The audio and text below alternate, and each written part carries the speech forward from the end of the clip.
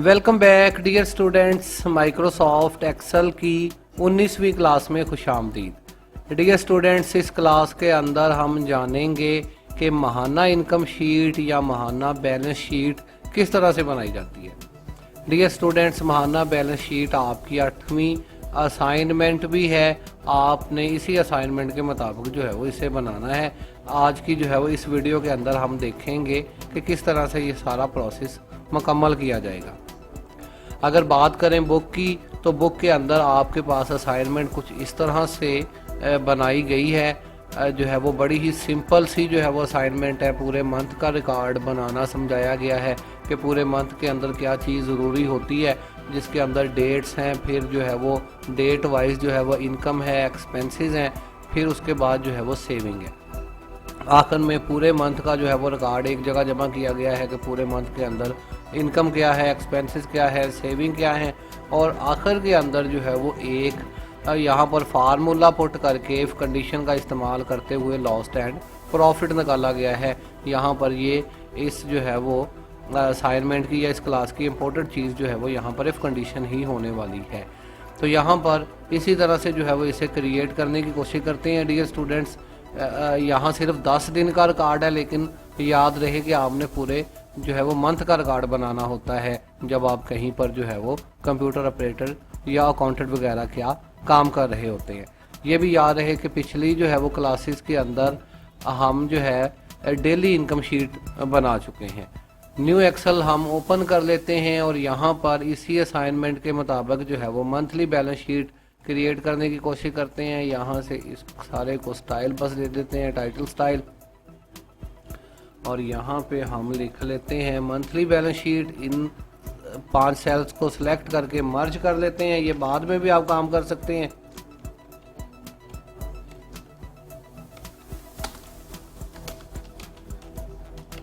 Monthly balance sheet, ये हमारा काम है जी। इसके बाद डेट हमने देनी है कि कहाँ से लेकर कहाँ तक जो है वो शीट है। लेकिन और अगर इसके नीचे देखें तो यहाँ पर हम जो है वो सीरियल नंबर टाइप कर लेते हैं। लिखना हमने सारा कुछ ही है, सिर्फ 10 दिन का जो है वो रिकॉर्ड है। यहाँ से कंट्रोल दबा के इसे ड्रैग कर लेते हैं कुछ इस तरह से। फिर यहाँ इसके बाद डेट दिखाई दे रही है, डेट हमने डालनी है। ज़रूरी तो सीरियल नंबर इसके अंदर डियर स्टूडेंट ज़रूरी चीज़ नहीं है, इसके अंदर डेट ज़्यादा ज़रूरी चीज़ है। बस असाइनमेंट में है तो हम फिलहाल लिख रहे हैं, लेकिन डेट पर ज़्यादा डिपेंड किया जाता है। डेट के अंदर हम डेट जो है वो कोई भी लिख लेते हैं। यहाँ पर पहली डेट लिख लेते हैं, 26 डेट है। हम जो है वो यहाँ पर याद रहे डियर स्टूडेंट्स के डेट का फॉर्मेट एक्सेल में कैसे लिखा जाता है। फ़र्ज़ करें कि मैं इस मंथ की पहली डेट यहाँ लिखना चाहता हूँ, या फिर आज की ही डेट हम लिखते हैं। आज जो है वो 26 तारीख है, तो चौथा माह है और 2022 है। 26 अप्रैल जो है वो आज दिन है। अगर आप मौजूदा डेट लिखना चाहते हैं यहाँ पर तो कंट्रोल सेमी कॉलम प्रेस करेंगे, मौजूदा डेट यहाँ पर लिखी जाएगी। डेट को ड्रैग करते हैं तो यहाँ पर डेट ड्रैग हो जाती है। 26 के बाद 27, 28 इस तरह से लिखा जाता है। लेकिन यहाँ हमारे पास पाकिस्तान के अंदर डेट पहले लिखी जाती है और जो है वो मंथ बाद में, और फिर ईयर उसके बाद लिखा जाता है। इसकी भी हमने सेटिंग करनी है। हमने जो है वो डेट पहले लेके आनी है। किस तरह से लेके आएंगे ये हम देखते हैं। अभी जो है वो डेट के बाद हम देखते हैं हमारे पास है जी इनकम। 4 तारीख या 26 तारीख को हमने पैसे कितने कमाए हैं ये हम यहाँ पे दर्ज कर रहे हैं। डेट की सेटिंग पहले कर लेते हैं। यहाँ पे हम क्लिक करेंगे। डियर स्टूडेंट्स, अगर आप ऊपर देखें तो यहाँ पर नंबर ग्रुप के अंदर पहले से एक्सेल पहचान चुका है कि ये डेट है। यहाँ से अगर आप इसके ऊपर क्लिक करते हैं तो यहाँ पर लॉन्ग डेट, शॉर्ट डेट सारी चीज़ें मौजूद हैं। लेकिन हम चूँकि इसको मॉडिफाई करना चाहते हैं, कस्टमाइज़ हम करेंगे इस लिखी हुई डेट को। इसके ऊपर सेलेक्ट करके हम यहाँ पे क्लिक करेंगे। यहाँ पर जैसे ही क्लिक किया जाता है तो फॉर्मेट सेल के नाम से बॉक्स आपके पास ओपन हो जाता है, जिसके अंदर पहले से डेट यहाँ आपको दिखाई दे रही है। डेट का सैंपल भी दिखाई दे रहा है कि चौथा माह है, 26 तारीख है और 2022 है। यहाँ पर इसकी टाइप दिखाई दे रही है नीचे। अगर आप इसको मॉडिफाई करना चाहते हैं, कस्टमाइज़ करना चाहते हैं, तो आप इसी डेट के ऊपर सेलेक्ट रखेंगे और कस्टम के ऊपर क्लिक करेंगे। जैसे ही आप कस्टम के ऊपर क्लिक करते हैं तो यहाँ नीचे सैंपल में आपको वही चीज़ नज़र आ रही है, लेकिन इसके नीचे टाइप के अंदर आपको MD और YY लिखे नज़र आ रहे हैं। डियर स्टूडेंट्स, M से मुराद मंथ है, D से मुराद जो है वो दिन है। अगर आप जो है वो M को जो है वो ख़त्म करके यहाँ पे D से मुराद डे है, आप D यहाँ कर दें और यहाँ पे M कर दें, M से मुराद मंथ है। सैंपल के अंदर भी तब्दीली आ चुकी है, मतलब डे पहले आ चुका है और मंथ उसके बाद आ चुका है। ये आप इसको कस्टमाइज़ करने के बाद ओके करते हैं तो आप देखेंगे कि आपके सेल के अंदर 26 पहले है, 4 बाद में है, 2022 उसके बाद में है। अब इस दिन इनकम क्या है, यहाँ पर जो है वो आपके पास कुछ इनकम दर्ज की गई होगी, आप उसे दर्ज करेंगे। फिर उस दिन जो है वो एक्सपेंसेस क्या हैं, यहाँ पर हम इनकम लिखेंगे। इनकम के बाद यहाँ पर हम एक्सपेंसेस लिखेंगे, इस दिन खर्चे क्या हुए हैं। एक्सपेंसेस के बाद हमारे पास है जी सेविंग, इस दिन हमें जो है वो बचत क्या हुई है। याद रहे डियर स्टूडेंट्स के बड़ी ही सिंपल शीट जो है वो बनाई गई है, क्योंकि अभी इब्तदाई आप एक्सेल पढ़ रहे हैं, आगे चल के हम इस पर टेक्निकल काम भी जाके करेंगे। ये हमारी जनाब हेडिंग्स हैं, इसको थोड़ा प्रोमिनेट कर लेते हैं, दरमियान में कर लेते हैं। अब अगर आप यहाँ पर देखें तो इस दिन 26 तारीख को जो है वो कुछ इनकम हमें हुई है, कुछ हमें एक्सपेंसेस हुए हैं, हमने कुछ अखराजात किए हैं और आखिर में हमारे पास पैसे बचे कितने हैं। तो ज़ाहिर है हम टोटल इनकम के अंदर से एक्सपेंसेस को माइनस करते हैं तो हमारे पास सेविंग आ जाती है। यही हम करते हैं, बराबर का साइन देते हैं। यहाँ पर 7854 है, इसके ऊपर क्लिक करते हैं, मतलब D5 में से हम माइनस करते हैं E5 को, इंटर प्रेस करते हैं तो यहाँ पर टोटल 7200 इस दिन की हमारी जो है वो सेविंग है। इसी तरह से डियर स्टूडेंट्स, अगर आप डेट को एक्सटेंड करते जाएंगे, एक्सटेंड करने के लिए आप जस्ट जो है वो फिल हैंडल का इस्तेमाल करके इसको एक्सटेंड कर लें। इनकम ज़ाहिर है जितनी होगी हर दफ़ा आपको लिखनी होगी, तो यहाँ पर कुछ डिमी एंट्रीज हम शीट के अंदर दे देते हैं।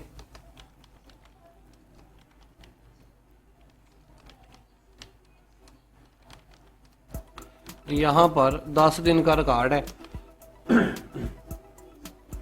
तो 10 दिन की जो है वो हम इसमें एंट्रीज दे देते हैं। इसी तरह इन 10 दिन के अंदर जो है वो जो हमारे एक्सपेंसेस हुए हैं हम वो भी यहाँ पे दर्ज करते हैं।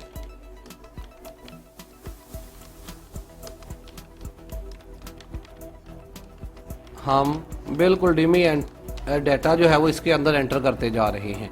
यहाँ पर हमने बाकायदा फार्मूला पुट किया है माइनस का, माइनस हमने इन दोनों रकमों को किया है। आप जानते हैं वेरिएबल रेफरेंस की मदद से अगर हम इसे ड्रैग करते हैं तो 7200 ही नहीं लिखा जाएगा, बल्कि ये जो है वो माइनस होता होता तमाम करेक्ट जवाब हमें यहाँ पे मिलेंगे। करके देखते हैं, क्लिक करते हैं तो अब तमाम चीज़ें हमें जो है वो नज़र आ रही हैं कि हमें इस दिन इनकम कितनी हुई है, एक्सपेंसेस कितने हुए हैं और हमारी सेविंग इस दिन की कितनी है। ये हमारा जो है वो बेसिक काम है। यहाँ पर हमारे पास इनकम कम हुई है, अखराजात जो है वो ज़्यादा हुए हैं और माइनस के अंदर हम जा रहे हैं। लॉस हुआ है मतलब इस दिन, बाकी तमाम दिन हमें प्रॉफिट रहा है। डियर स्टूडेंट्स, अगर हम इसको और ज़्यादा आप देखें, यहाँ नीचे जो है वो जवाब लिया गया है कि टोटल इनकम कितनी हुई है, टोटल एक्सपेंसेस कितने हुए हैं, टोटल सेविंग कितनी हुई है। हम अगर इसको भी यहाँ पे वाज़िया करते हैं, नीचे थोड़ी सी शीट में छोटी करता हूँ, इसको मैं थोड़ा सा वाज़िया कर लेता हूँ। डेट हमें अभी जो है वो बाद में देते हैं, पहले जो है वो इसको बना लेते हैं। तो यहाँ पर पहली चीज़ है हमारे पास इनकम, दूसरी चीज़ है हमारे पास एक्सपेंसेस और फिर सेविंग। यहाँ पर हमारे पास इनकम टोटल कितनी हुई है, तो टोटल ये हमारी इनकम है। अब ये इनकम जो है वो कितनी है, हम यहाँ पर सम का फार्मूला पुट करके ये तमाम इनकम जो है वो जान सकते हैं और लिख भी सकते हैं। बराबर साइन सम जो है वो जमा का फार्मूला है, SUM सम लिखते हैं, ब्रैकेट स्टार्ट करते हैं और फिर हम सिलेक्शन बनाते हैं यहाँ D5 से लेकर D14 तक। इंटर प्रेस करते हैं तो हमारे पास 55,535 रुपये टोटल जो है ये 10 दिन की इनकम है। याद रहे कि आप पूरे मंथ पर काम कर रहे हैं। इसी तरह एक्सपेंसेस हमारे क्या हैं, ये हमें एक्सपेंसेस नज़र आ रहे हैं। हम सीधा यहाँ पर फार्मूला लगा सकते हैं दोबारा से, सम का बराबर SUM सम ब्रैकेट स्टार्ट और फिर इसके बाद हम E5 से लेकर E14 तक सिलेक्शन बनाते हैं, इंटर दबाते हैं, तो हमारे पास इसका जो है वो जवाब आ गया। अब हमारी सेविंग क्या है, सेविंग के लिए आप इन सारी चीज़ों को जमा कर सकते हैं या फिर आप इसमें से इसको माइनस कर सकते हैं। जैसे सिंपल हमने एक सेल के अंदर से दूसरे सेल को माइनस किया, यही करते हैं। बराबर साइन है, E16 के अंदर से हम माइनस करते हैं E17 को, इंटर दबाते हैं, तो टोटल हमारे पास 49,129 रुपये हमारी सेविंग है। यहाँ पर डियर स्टूडेंट्स अगर आप इनको जमा भी करते हैं तब भी ये हमारे पास इतनी ही आ रही है, 49,129। यहाँ आप सम काउंट इसको कर सकते हैं। फिर डियर स्टूडेंट्स अगर आप यहाँ देखें तो काम हमने अब फार्मूलों की मदद से किया है। यहाँ पर अगर हम किसी दिन कहते हैं कि यहाँ अखराजात जो है वो 478 नहीं है, बल्कि इस दिन तो जो है वो 6,000 हमने एक्स्ट्रा खर्च किया था, वो भी इसमें लिखें, तो आप देखेंगे कि यहाँ पर मौजूद जो 49,129 है इस पर भी फ़र्क पड़ेगा, बल्कि सारी रकमों पे फ़र्क पड़ेगा। यहाँ पे हम क्लिक करते हैं और 6,000 मज़ीद ऐड करते हैं, 6,478 है, इंटर करते हैं, तो आप देखेंगे कि अब एक्सपेंसेस बढ़े हैं और सेविंग कम हो गई है। इसी तरह जिस दिन हमारे एक्सपेंसेस ज़्यादा होंगे, यहाँ पर हम 25,000 और ऐड करते हैं, इंटर करते हैं, तो अब सिर्फ 18,000 हमारी जो है वो यहाँ इनकम रह गई है। इसी तरह अगर आप यहाँ पर मज़ीद कुछ ऐड करते हैं तो अब की बार बजाय जो है वो सेविंग प्रॉफिट के अंदर जाने के, ये हमें लॉस के अंदर नज़र आ रही है। कुछ दिनों के अंदर हमने इनकम कम की है और एक्सपेंसेस हमारे ज़्यादा हो गए हैं, लिहाजा सेविंग होने की बजाय ये जो है वो लॉस में चले गए हैं, हमारा नुकसान हो गया है।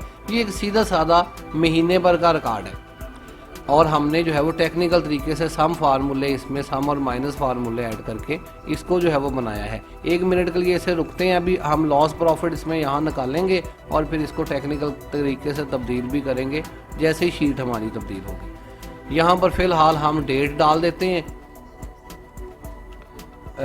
डेट है हमारी जो है वो फ्रॉम से लेकर शीट है कहाँ तक, फ्रॉम कितनी डेट है जी, 26 तारीख से लेके हमारी जो है शीट है जी 5 तारीख तक। तो यहाँ पे आप हाथ से 26 तारीख लिख सकते हैं या फिर इसी का रेफरेंस यहाँ पे पास कर सकते हैं। आपको रेफरेंस पास करना आता है, बराबर साइन डालेंगे, इसके ऊपर क्लिक करेंगे, इंटर प्रेस करेंगे, तो ये 26 यहाँ पर यही डेट पहुँच गई है। अगर यहाँ तब्दीली करते हैं तो यहाँ पर भी तब्दीली होगी। अब ये कहाँ से लेकर कहाँ तक है, यहाँ पर हम लिखते हैं 2 कि इस डेट से लेके हमारी शीट है जनाब इस डेट तक, मतलब इस डेट तक, बराबर साइन, रेफरेंस यहाँ पर भी पास करते हैं, इंटर दबाते हैं, तो ये यहाँ पे लिखा आ रहा है। इसको कुछ इस तरफ ले आते हैं, बाद में इसकी मज़ीद सेटिंग करते हैं। यहाँ पर इसको सिलेक्ट करते हैं और इसका जो है साइज़ थोड़ा छोटा करते हैं और फिर इसको यहाँ ले आते हैं ताकि ये ज़्यादा प्रोमिनेंट वाज़ह नज़र आए, जिस तरह हमारी असाइनमेंट के अंदर है, कुछ इस तरह से। खैर डियर स्टूडेंट्स वापस आते हैं। फिर इसके अंदर हम देखें तो यहाँ पर बाकायदा नंबर, ये जर्नल आइटम्स लिखी हुई हैं, इन पर नंबर भी अप्लाई किए गए हैं। असाइनमेंट के अंदर ये 0-0 लगे हुए आपको नज़र आ रहे हैं। तो हम यहाँ पर क्या करते हैं, इसके ऊपर क्लिक करते हैं और इनको हम जो है वो नंबर आइटम्स के अंदर तब्दील कर देते हैं ताकि 0-0 इसके साथ जो है वो इंक्रीज़ हो जाए, कुछ इस तरह से। एक ही दफ़ा में आप सबको सिलेक्ट करके भी ये काम कर सकते हैं। यहाँ पर अब डियर स्टूडेंट्स देखने वाली बात ये है कि इस महीने अगर हम बात करें तो इस जो है वो मंथ हमें जो है वो लॉस हो रहा है 18,071 रुपये। अगर ये जो है वो लॉस हमें नहीं होता, हम यहाँ से कुछ कमी करते हैं, तो अब जो है वो हम लॉस की बजाय प्रॉफिट के अंदर जा रहे हैं 18,129 के प्रॉफिट के साथ। हम यहाँ पर लिख देते हैं एक सेल के अंदर, इसको मर्ज करते हैं और यहाँ पे लिख देते हैं प्रॉफिट।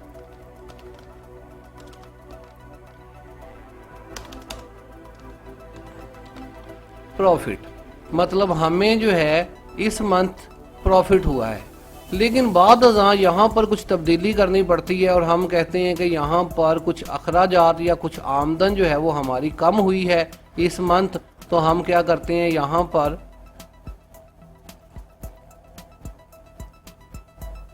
ये जो है वो 5 की बजाय हम 7 कर देते हैं।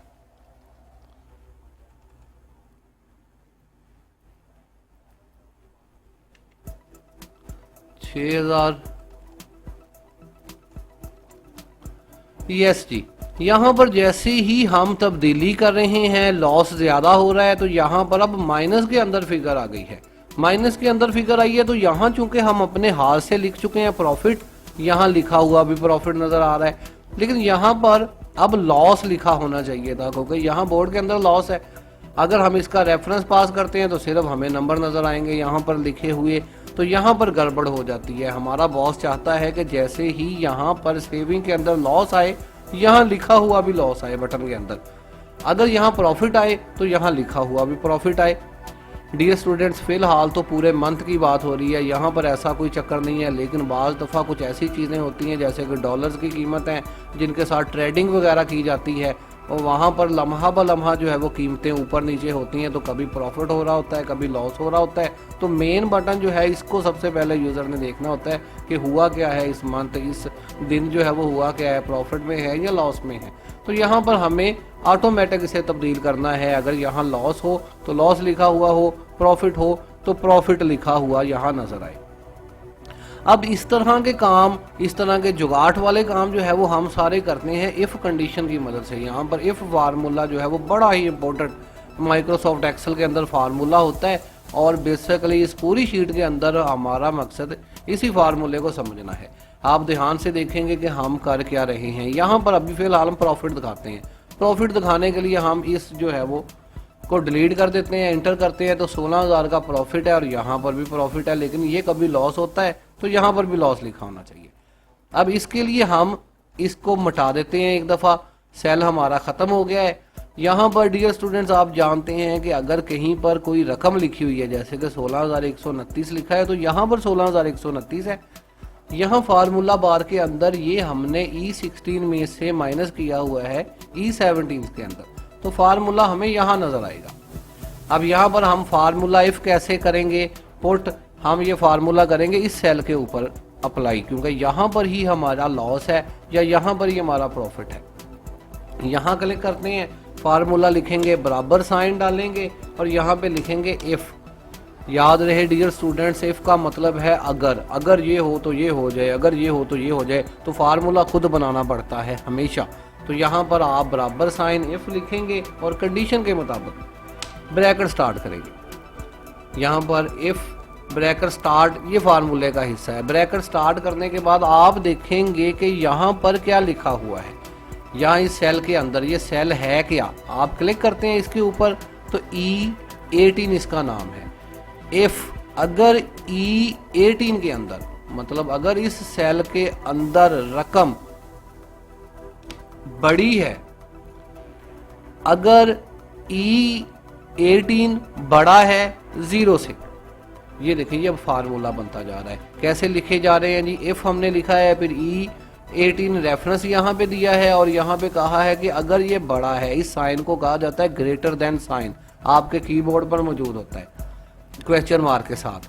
आप ग्रेटर देन टाइप करेंगे और फिर लिखेंगे 0। अगर E18 बड़ा है 0 से, कॉमा, तो क्या हो, डबल कोर।